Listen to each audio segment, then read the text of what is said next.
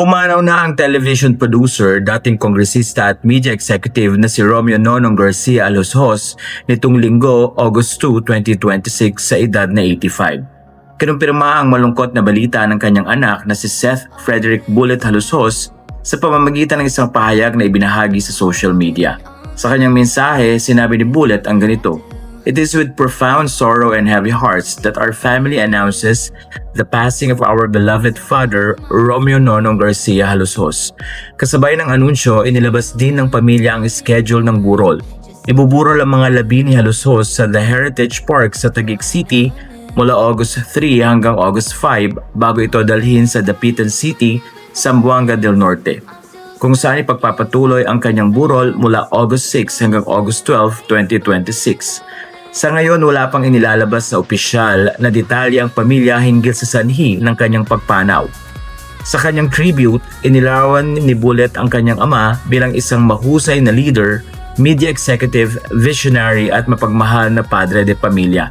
Ayon sa kanya, iniaalay ni Nonong Aloshos ang malaking bahagi ng kanyang buhay sa paglilingkod sa publiko at sa pagbibigay ng oportunidad sa maraming tao. To the people of Zamboanga del Norte, he was more than a public servant. He was a leader who listened, a champion of the underserved, and a father to his people. Para naman sa kanilang pamilya, higit pa sa pagiging negosyante at dating opisyal ng gobyerno ang kanilang ama. To us, he was simply dad, our source of strength, our protector, our greatest teacher, and the heart of our family. Nagpasalamat din ang pamilya sa lahat ng nagpaabot ng pakikiramay, panalangin at suporta sa kanilang pagdadalamhati. Malaking ambag sa industriya ng telebisyon.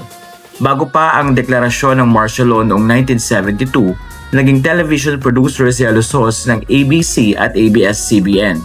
Noong 1981, kasama niya ang television producer na si Tony Toviera sa pagtatatag ng Television and Productions Exponents Incorporated or TAPE, ang production company na naging responsable sa produksyon ng Eat Bulaga sa loob ng mahigit 4 na dekada mula 1981 hanggang 2024.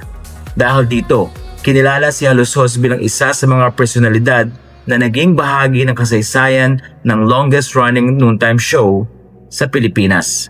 Bukod sa media, naging aktibo rin siya sa politika bilang kinatawan ng Zamboanga del Norte kung saan nagsilbi siyang bilang kongresista sa loob ng ilang termino. Sa kabila ng kanyang mga naging contributions sa media at politika, naging controversial din ang buhay ni Aloshos dahil sa kanyang mga legal na kaso.